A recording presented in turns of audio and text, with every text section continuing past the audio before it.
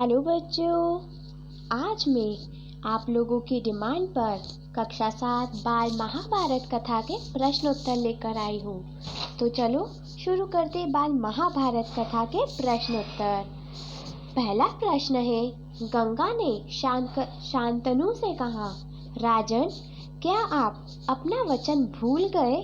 तुम्हारे वचन से शांतनु ने गंगा को क्या वचन दिया होगा? इसका उत्तर हम लिख सकते हैं, गंगा ने शांतनु की शर्त के अनुसार यह वचन दिया था कि उसके किसी भी कार्य में शांतनु को बोलने का अधिकार नहीं होगा। इसी वचन के आधार पर गंगा ने एक एक कर 7 पुत्र नदी में फेंक दिए, किंतु शांतनु चुप ही बने रहे। यह था पहला उत्तर।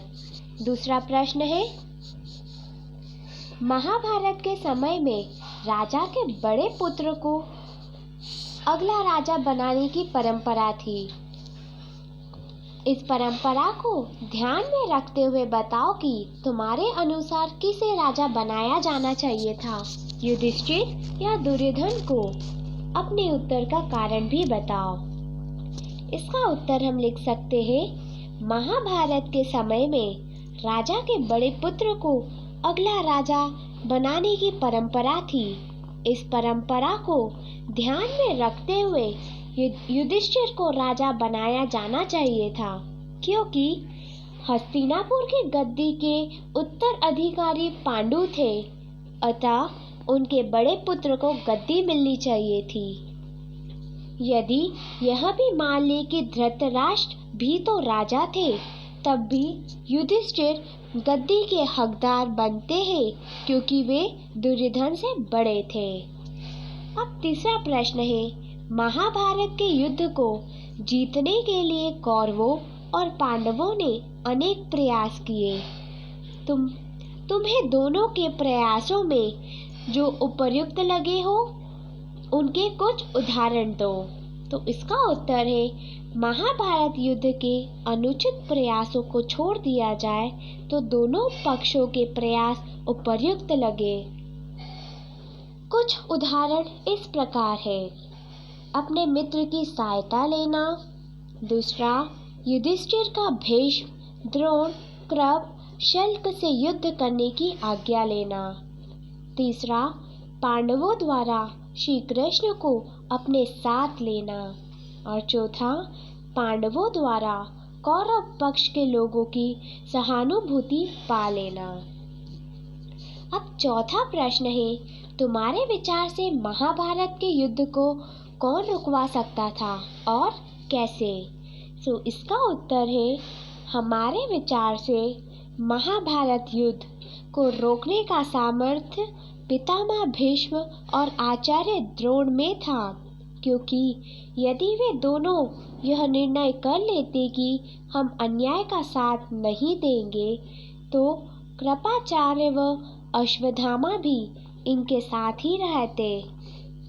इनके अलावा मैं दुर्योधन लड़ने की हिम्मत ना करता।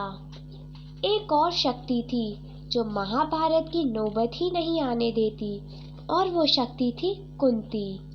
शस्त्र अभ्यास के दिन जब कर्ण अर्जुन को चुनौती दे रहा था, तब कुंती यदि साहस कर यह घोषणा कर देती कि कर्ण उसका पुत्र है, तो अर्जुन तो कर्ण के पैर पकड़ लेता। कर्ण की दोस्ती के बल पर ही दुर्योधन इतना आक्रामक हुआ। अब पांचवा प्रश्न है, इस पुस्तक में से कोई 5 मुहावरे चुनकर उनके वाक्यों में प्रयोग किए करो। तो बालराम कथा से हम 5 मुहावरे लेंगे। तो पहला लिया हमने, नीचा दिखाना। दुर्योधन का प्रयास सदैव पांडवों को नीचा दिखाने का रहता था। दूसरा मुहावरा, काम तमाम करना। महाभारत युद्ध के दूसरे दिन भीमसेन ने दुर्योधन के 4 भाइयों का काम तमाम कर दिया था। तीसरा मुहावरा, व्यर्थ डिंग मारना। पितामह भीष्म ने धृतराष्ट्र से कहा था, महाराज, यह राधा पुत्र कर्ण व्यर्थ ही डिंग मारता है। चौथा, दंग रहना। इसका वाक्य में प्रयोग है, अभिमन्यु के युद्ध कौशल को देखकर कौरव सेना दंग रह गई। और 5वां मुहावरा है, नाक में दम करना। घटोत्कच में अनेक प्रहारों से कर्ण की नाक में दम कर दिया था। तो 5 हमने मुहावरे इस प्रकार लिए हैं। पहला, नीचे दिखाना। दूसरा, काम तमाम करना। तीसरा, व्यर्थ डेंग मारना। चौथा, दंग रहना। और 5वां, नाक में दम करना। अब छठा प्रश्न है, महाभारत में एक ही व्यक्ति के एक से अधिक नाम दिए गए हैं। बताओ नीचे लिखे नाम किसके हैं। पहला दिया है प्रथा। प्रथा महाभारत कथा में कुंती को भी बोला जाता था। दूसरा, राधेय। राधे कर्ण। वासुदेव श्री कृष्ण। गांगेय भीष्म या देवव्रत। सेरंध्री द्रौपदी। कंक युधिष्ठिर। इस पुस्तक में प्रश्न 7 है। इस पुस्तक में भरत वंश की वंशावली दी गई है। तुम भी अपने परिवार को ऐसी ही एक वंशावली तैयार करो। इस कार्य के लिए तुम अपने माता पिता या अन्य बड़े लोगों की मदद ले सकते हो। ये प्रश्न आप अपने अकॉर्डिंग करें।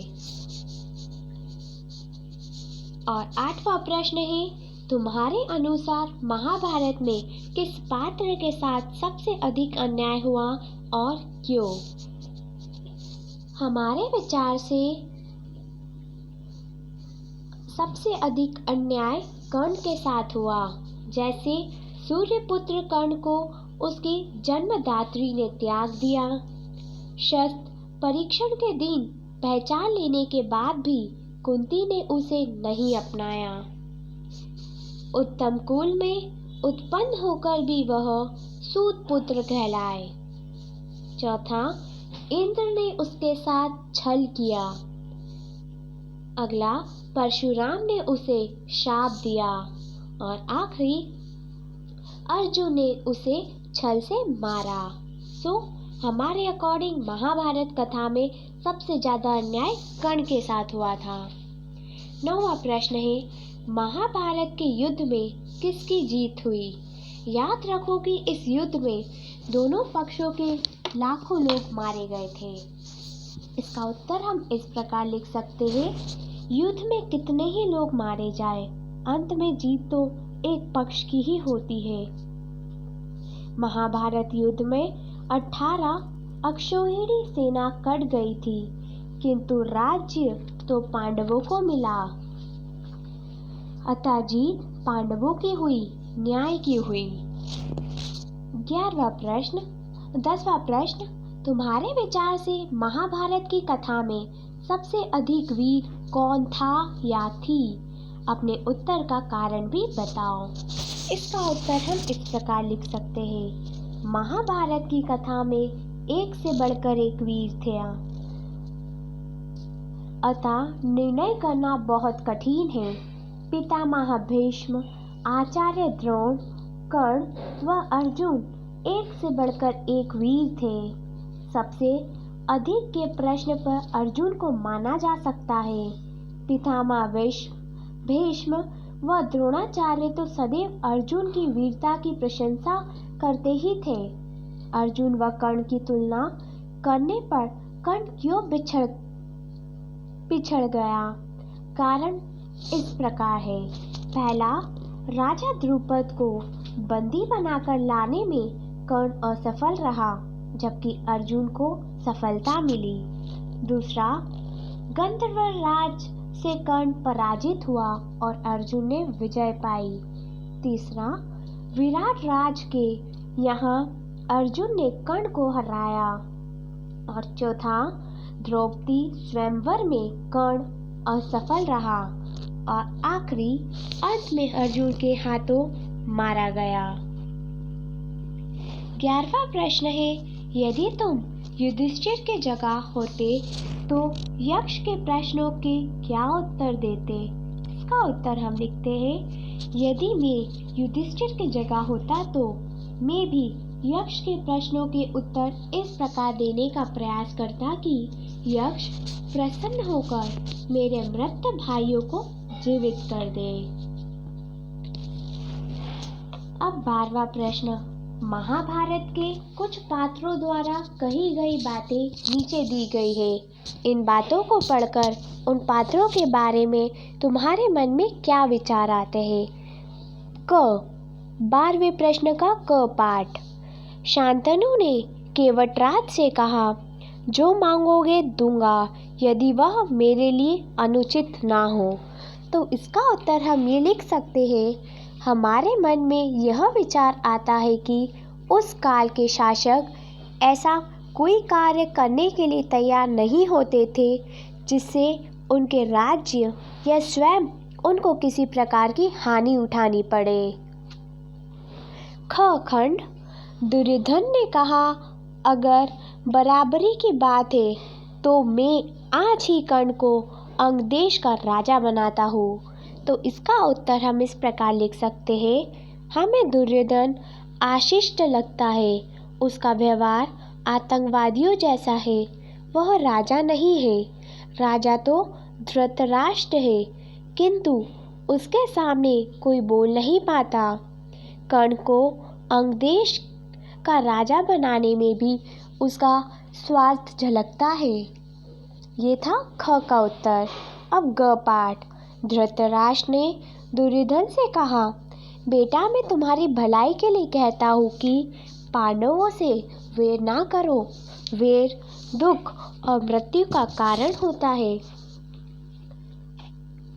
तो इसका उत्तर हम लिख सकते हैं, धृतराष्ट्र लाचार पिता के सामने दिखाई देते हैं, जो संतान को उचित सलाह दे रहे हैं, किंतु जानते भी हैं कि उनकी बात नहीं मानी जाएगी। अतः दुख और मृत्यु का भय भी दिखाते हैं। हमारे मन में यह भाव आता है कि बड़ों की बात ना मानने का परिणाम महाभारत है। घ पाठ। द्रौपदी ने सारथी प्रतिगामी से कहा, रथवान जाकर उन हारने वाले जुए के खिलाड़ियों से पूछो कि पहले वह अपने को हारे थे या मुझे। तो इसका उत्तर हम इस प्रकार लिख सकते हैं, द्रौपदी तेजस्वी नारी है। उस तेज के कारण ही वह युधिष्ठिर को हारने वाले जुए के खिलाड़ी कहती है। उसे नीति का ज्ञान है। विचार आता है कि काश सभी भारतीय नारियों में इतना तेज होता तो समाज का बहुत बड़ा हित होता।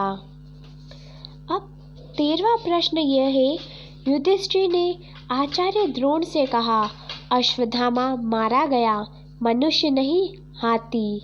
युधिष्ठिर सच बोलने के लिए प्रसिद्ध थे। तुम्हारे विचार से उन्होंने द्रोण से सच कहा था या झूठ? अपने उत्तर का कारण भी बताओ। तो इसका उत्तर हम ये दे सकते हैं, युधिष्ठिर ने द्रोण से झूठ कहा था। कथन था, अश्वत्थामा मृत नारोव कुंजरोव।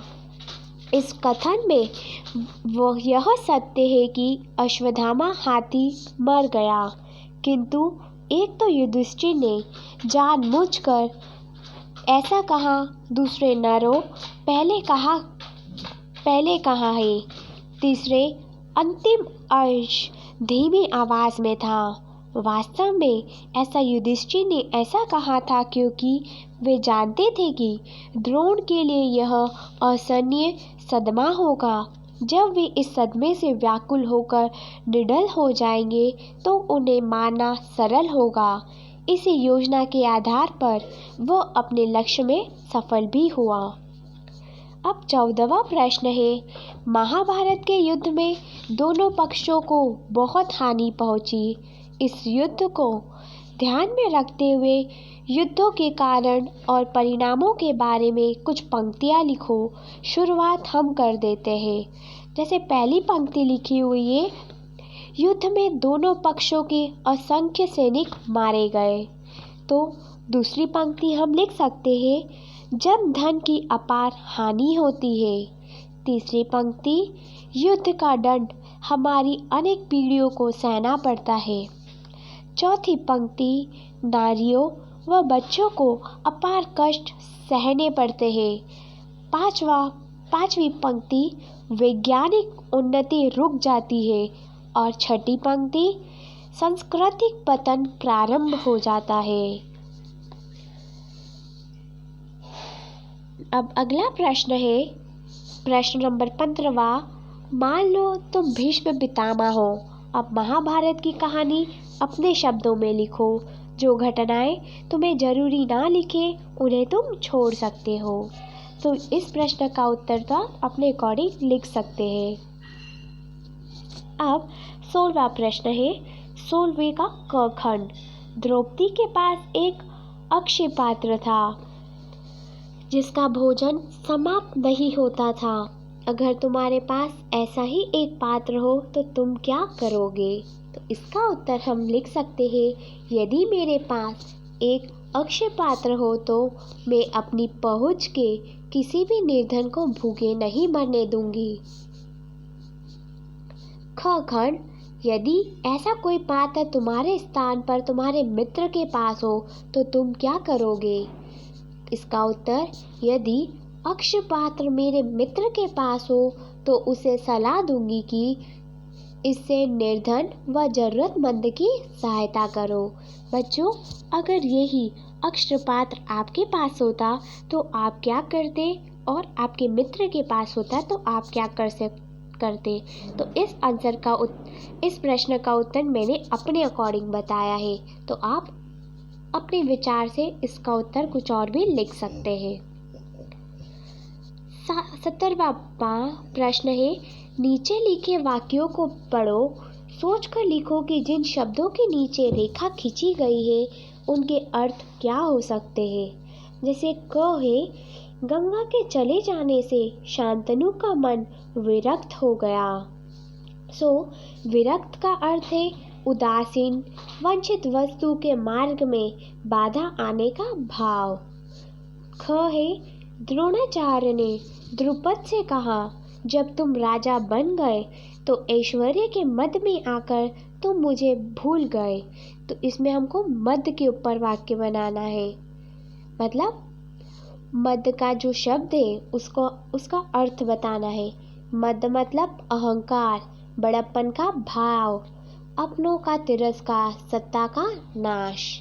तीसरा है ग पाठ, दुर्योधन ने धृतराष्ट्र से कहा, पिताजी पुरवासी तरह तरह की बातें करते हैं। सो पुरवासी का अर्थ है नगरवासी, नगर निवासी, प्रजाजन, सामान्य जनता। घ है, स्वयंवर मंडप में एक बृहदाकार धनुष रखा हुआ था। अब बृहदाकार का अर्थ होता है बहुत बड़ी आकृति का, सामान्य धनुष की अपेक्षा अधिक बड़ा। और आखिरी है चौसर का खेल कोई हमने तो इजाद किया नहीं। अब इजाद का मतलब होता है आविष्कार, निर्माण या कल्पना करना। अब प्रश्न 18वां है, लाख के भवन से बचने के लिए विदुर ने युधिष्ठिर को सांकेतिक भाषा में सीख दी थी। आजकल गुप्त भाषा का इस्तेमाल कहाँ कहाँ होता होगा।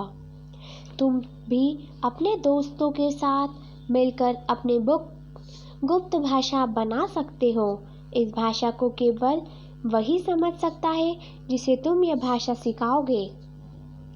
ऐसे ही एक भाषा बनाकर अपने दोस्त के साथ संदेश लिखो। तो इसका उत्तर हम दे सकते हैं, आजकल गुप्तचर विभाग गंभीर अवसरों पर सांकेतिक भाषाओं का प्रयोग करता है। सेना के भी अपने सांकेतिक शब्द होते हैं। आतंकवादी भी ऐसी ही भाषा बना लेते हैं। आप भी अपने मित्रों के साथ मिलकर किसी भी प्रकार की सांकेतिक भाषा बना सकते हैं। इस भाषा के आधार पर आप बातचीत भी कर सकते हैं और एक दूसरे को संदेश भी भेज सकते हैं। अब 19वां प्रश्न है, महाभारत कथा में तुम्हें कोई प्रसंग बहुत अच्छा लगा हो उसके बारे में लिखो। यह भी बताओ कि वह प्रसंग तुम्हें अच्छा क्यों लगा। देखो, मेरे अनुसार मुझे जो प्रसंग अच्छा लगा है मैं उसके बारे में बताती हूँ। महाभारत एक ऐसा विशाल ग्रंथ है जिसकी समता संसार की किसी भी भाषा का कोई भी ग्रंथ नहीं कर सकता। अतः उसमें अनेक प्रसंग ऐसे हैं जो बहुत अच्छे लगते हैं।